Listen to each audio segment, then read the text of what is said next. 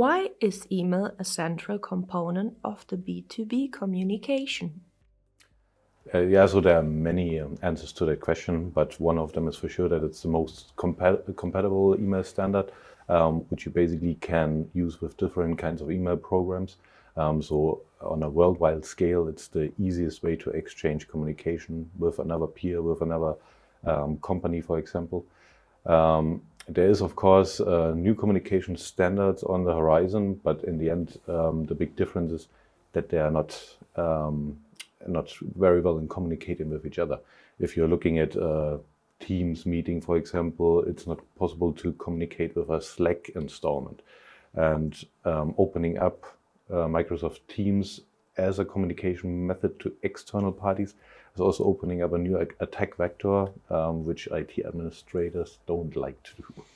That's true. And in addition, on the other side, someone has to use Teams as well. And if they don't use Teams, they're forced to use it. And this is what administrators don't love as well. That's the point. So email is the easiest way to exchange data in any form across borders between the companies. Why is securing email communication critical to protecting a company's identity? In this case, the age and history of the email is a negative influencing factor from my perspective. In the beginning, nobody spent a thought on security of the email, and so it's very easily possible to use any email address as the sender address you want to. It's pretty easy. And nowadays, SPF, DKIM, and of course DMARC and the SMIME signature are technical standards that raise the security of an email to a completely another level. And this makes it possible for the recipient of an email to check the authenticity of an email of the sender, of course, to make sure that it's really comes from the sender, which can be seen in my email. Yeah, and that's an interesting thought process, because in the end, it's common sense that you basically try to identify yourself and try to get identity on the level of email communication. We are talking in most areas about zero trust. So not trusting a device, not trusting a connection without authenticating it first. But somehow we got in some areas a blind spot on the email communication, which is now more and more visible, and more and more people focus on, because the last very common attack vector is in the end the email and the user sitting behind the email inbox. Exactly. And attackers know that. This is the reason why roughly 90% of attacks, they are starting with an email. Yes. How does AI influence secure email communication, and what are the benefits and risks? Yeah, my hopes are, and I hope Stefan can in the end confirm them, is that there is basically an AI against AI war happening, and because the attacker and the defender side has it, it's kind of equalized in the end. Of course, we will have better written and more targeted spear phishing and phishing attacks. We see now already an increase, and what you have now is already phishing as a service approach they are driving, and large language models, of course, support these quite well. Indeed. We as a vendor for email security, we of course use AI. It's simply not possible to manage a million of emails we see every day.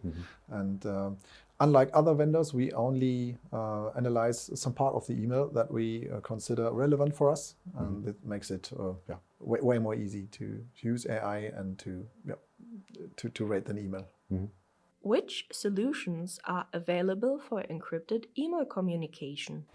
Well, there are quite a number of gateway-based email encryption solutions that offer content-based encryption using SMIME or even PGP. But I really strongly recommend to double-check if the vendor really supports SMIME for content encryption, because there is a number of vendors that provide their own encryption solution, but that definitely cancels out the advantage that the open SMIME standard offers. Yeah, I see it the same way. So in the end, encryption is a label you can easily put on your solution, but the question is still what point you're doing the encryption in the end. In the case of email communication, there is a email server in between, and there's an exchange between different servers till the email arrives at the communication partner. So then ensuring that the security is given from the sender till the endpoint, I think that's only solely achievable via the S/MIME standard. Exactly. Yeah. Are these solutions widely used, or is there resistance, challenges? Yeah, as with every technology, there's always challenges for the adoption. I think in the PKI world, there's often maybe misunderstanding or not understanding the technology itself, and then finding the right way to implement it to fit best the use case the customer really requires. That's why we have really focused on adding partners to our environment to basically work with us together closely to develop solutions to fit for every use case of the customer by providing a hopefully good and working API to you to integrate, and then fitting solutions to offer a good combined solution to the customer. Well, your API is it's quite stable and easy to implement, and from the perspective of adoption, I think the GDPR has been quite a valuable driver. But I think that most of the companies have realized themselves that it might be a good idea to enrich their outbound emails with some technologies like SPF, DKIM, DMARC, and of course an S/MIME signature, so that their corresponding partner can check the email on receive if the authenticity and of course the integrity of the email is still in shape. So. How will standards such as S/MIME affect email security? Well, the S/MIME standards enable really secure communication between companies via email, and it's completely irrelevant which software you are using, as long as it supports S/MIME, and it's in addition also irrelevant where the emails are decrypted, encrypted, and so on. I'm talking about the gateway and client-based solution. And what we'll also see is that the newer version of S/MIME, the version 4, is the adoption could be way faster. How do you think about it? Yeah, we see the same. In the end, I think it's something we can work together on to increase the adoption in the end. But yeah, it's often with new versions and newer standards that the adoption is a little bit delayed. But I see on the other hand a lot of progress on the S/MIME side with the new baseline requirements, basically pushing forward different levels, like the level of identity, and you add in your S/MIME certificate by adding, for example, an organizational identifier. So you see there an increase already in the quality of S/MIME certificates. And then what we just recently added is a CAA record, basically to the S/MIME certificate. Before it was used solely with TLS certificates. And what that enables the client to do is basically to say only one CA or two CAs are allowed to issue certificates for me and for my email domain. And that restricts the attack surface again, so that nobody can issue certificates on your domain if it's not via the recognized and allowed CAs.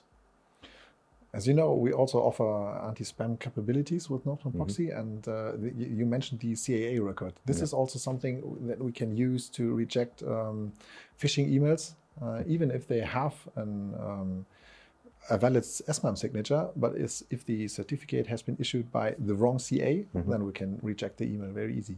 Perfect use of the new feature. It is. What are the benefits of automating secure email processes for organizations? Yeah, I think it's not just a benefit by now, it's basically a given. So no IT administrator will allow you to approach you with a manual process.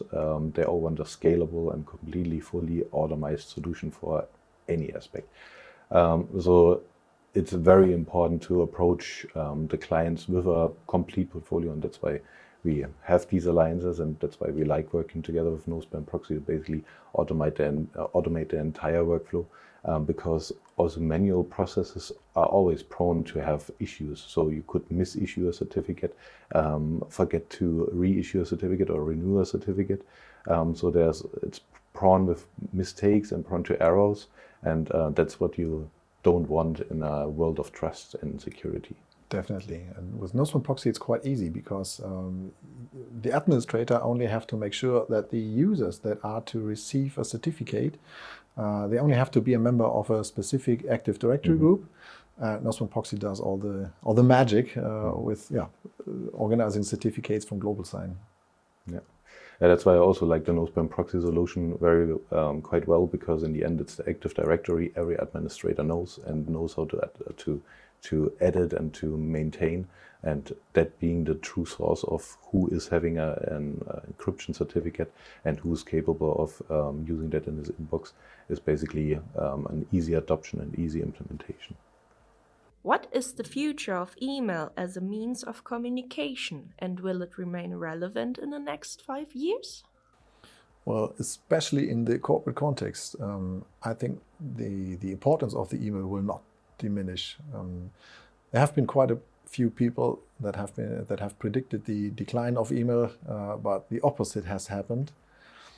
But I think there will be no other tool available in the next 5 or 10 years. What do you think?